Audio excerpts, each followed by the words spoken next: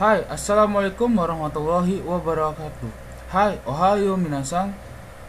Kembali lagi sama saya Muhammadu Aditya Puratama Des. Kali ini saya akan membahas tentang pola kalimat di buku Minani Hongo bab 25 ini. Oke, jadi akhirnya kita sampai juga di bab terakhir di buku Minani Hongo 1 ya minasan. Oke, nggak usah lama-lama, langsung saja ya minasan. Jadi pola pertama di bab terakhir ini yaitu pola yang menyatakan kalimat kalau ya minasan.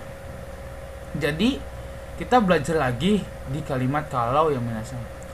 Sebelumnya kita sudah belajar di kalimat kalau bentuk kamusto. Sekarang beda lagi. Jadi pola intinya itu menggunakan bentuk casual lampau. Contohnya di sini, kalau kata kerja bentuk casual lampaunya berbentuk tak, ya minasang. Kalau dia bentuk negatif lampaunya menjadi nakata, itu ada penekanan nakata itu. Jadi khusus yang lampau-lampau saja ya minasang. Kalau kata sifat i, bentuk casual lampaunya yaitu i-nya itu dicoret ya minasang. Jadi menjadi kata. Dan selanjutnya kata sifatna dan kata benda mereka selalu kembar untuk casual lampauna itu dicoret dan kemudian tinggal ditambahkan dengan data. Oleh karena itu bentuk casualnya mereka, kata sifatna dan kata benda, kan awalnya kan desta menjadi data seperti itu minasang. Kalau kalian lalu kalian tinggal tambahkan dengan partikel ra minasang. Seperti itu ya. Nah, pola ini saya singkat menjadi tara. Jadi tadi sini bukan simbol bentuk tak, tapi bentuk casual lampau ya minasang. Karena bentuk casual lampau pasti ada taknya minasang. Di belakangnya baru ditambahkan dengan ra. Nah, tara ini, pola kalimat tara ini menyatakan punya artian kalau ya minasang. Kalimat pengandaian sama kayak di kita bahasa Indonesia. Seandainya kita punya duit banyak, mau beli rumah. Nah, itu pakainya pola kalimat tara. Kalau yang kemarin bentuk kamusto, kan kalau ini otomatis akan terjadi. Kalau ini beda lagi minasang. Ini lebih ke kalimat pengandaian, bukan hal yang pasti akan terjadi seperti itu minasangnya. Nah, biasanya pola ini itu sering digunakan bersamaan dengan keterangan mosi yang menekankan artian kalau. Nah, di sini saya artikan mosi itu dengan seandainya ya minasang. Biasanya kalau di buku-buku itu artinya sama aja kalau. Jadi fungsinya menekankan artian kalau itu diletakkannya di awal kalimat ya minasang. Oke, nanti saya akan kasih contohnya biar minasang biar makin paham. Oke, sekarang kita langsung aja ke contoh pertama yang minasang. Nah, ini di sini ada contoh yang pertama yaitu adalah moshi ichi oku en atara iro nakuni oryoku shitai desu. Nah, di sini lebih ke kayak kalimat pengandaian yang minasang. Moshi tadi kan menekankan artian kalau ya, bisa diartikan seandainya. Ichi oku en atara dari kata ichi oku en arimas, punya uang 100 juta yen. Iro nakuni ingin berwisata, oryoku shitai desu ke berbagai negara. Jadi bisa diartikan seandainya punya uang 100 juta yen ingin berwisata ke berbagai negara. Nah, kayak gitu ya. Jadi ini bukan hal-hal yang pasti ya, dia lebih ke arah subjektif. Setiap orang itu beda-beda. Kalau kalian punya uang 100 juta yen, mungkin beda lagi keinginannya kayak gitu ya minasang. Jadi ini lebih ke kalimat pengandaian bersifatnya subjektif ya minasang. Seperti itu ya minasang. Oke, langsung ke contoh yang kedua. Ini berbentuk kata sifat na ya minasang. Hima dattara tetsu datte kudasai ne. Hima kan senggang ya minasang. Karena dia kata sifat na, kan desta menjadi data. Tetsu datte dari kata tetsu imas, membantu. Sehingga bisa diartikan bisa diartikan kalau senggang atau free, tolong bantu ya. Nah, seperti itu ya minasang. Hima dattara tetsu datte kudasai ne. Nah, jadi partikel ne ini di belakang untuk menekankan artian ya. Ya minasang, seperti itu minasang. Nah, lanjut ke contoh berikutnya. Itu adalah Yasukattara takusang kaimas. Yasukattara dari kata yasui, yaitu murah. Takusang kaimas ya membeli banyak. Jadi bisa diartikan kalau murah akan membeli banyak, seperti itu. Selanjutnya ke contoh yang terakhir ini. Contohnya kata benda ya minasang. Contoh itu kata benda yang sekarang ya. Iteki dattara samponi ikimas. Iteki kan cuaca bagus ya. Dia masuk ke frase kata benda samponi ikimas, pergi, untuk jalan-jalan. Sehingga bisa diartikan kalau cuacanya bagus, pergi jalan-jalan, seperti itu ya minasang. Nah, sekarang selanjutnya kita akan ketambahannya yang fokusnya untuk kata kerja ini minasang. Jadi untuk tambahannya, apabila pola kalimat tara ini khususnya untuk kata kerja ya minasang. Jadi kata kerja bentuk ta plus ra ini, nah konteksnya di sini apabila kata kerja atau kegiatannya itu pasti akan terjadi. Hal yang pasti akan terjadi. Pola ini bisa diartikan kalau sudah gitu. Jadi kalau sudah titik-titik, maka titik-titik.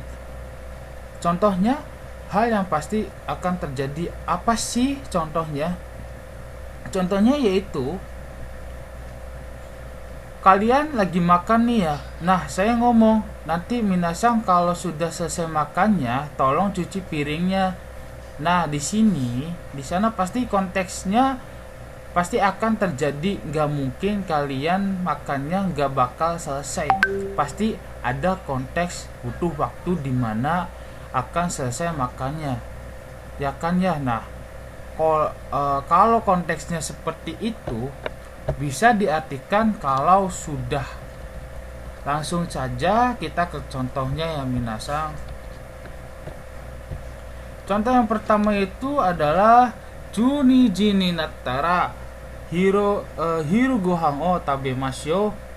Nah, di sini kalau sudah jam 12, ayo makan siang. Kayak gitu ya. Di sini Juni jini nattara menjadi jam 12, kayak gitu ya minasang. Menjadinya itu boleh kalian itu enggak diterjemahin, bisa langsung saja ke kalau udah jam 12 kayak gitu ya minasang. Oke, minasang kita lanjut ke contoh yang kedua. Iye kaitara reng rakushita indes kudasai. Kaitara dari kata kairimas, pulang. Reng Renraku itu menggambari atau mengabari atau menghubungi, sehingga bisa diartikan kalau sudah pulang tolong kabari ya. Nah, di sini konteksnya mungkin kita bersama dengan pasangannya minasang. Kita nyuruh pasangan kita itu kalau udah pulang kerja atau pulang sekolah kabarin ya. Nah, jadi minasang kalau konteksnya kalimatnya seperti ini pada contoh 1 dan 2 pola tara bisa kita artikan kalau sudah ya minasang, seperti itu ya minasang. Tolong diingat-ingat baik-baik ya. Nah, di sini kalau kalian masih bingung apa perbedaannya pola kalimat bentuk kamusto sama bentuk pola tara, nah nanti mungkin ada video penjelasan selanjutnya minasang. Nah, sekarang kita langsung lanjut ke pola yang terakhir ya minasang di buku di bab 25 ini. Pola yang terakhir ini cuma ada 2 pola intinya ya minasang. Hai, pola yang kedua adalah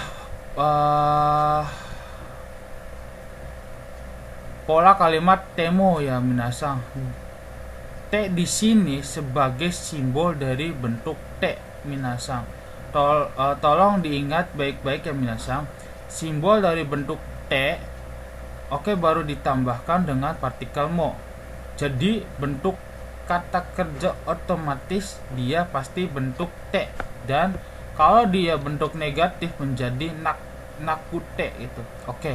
Kemudian untuk kata sifat i bentuk T-nya adalah itu dicoret ya minasang, diganti menjadi kute. Selanjutnya kata sifat na dan kata benda mereka itu selalu bersamaan, bentuk T-nya adalah des gitu ya, berubah menjadi partikel D ya minasang. Jadi des-nya berubah menjadi partikel D. Kalau kata sifat i-nya itu berubah menjadi kute. Kalau kata kerja kalian juga udah paham semua lah ya, mengubah ke bentuk T gitu. Khusus untuk bentuk negatif nai menjadi nakute. Jadi seperti itu ya minasang. Nah, baru kalian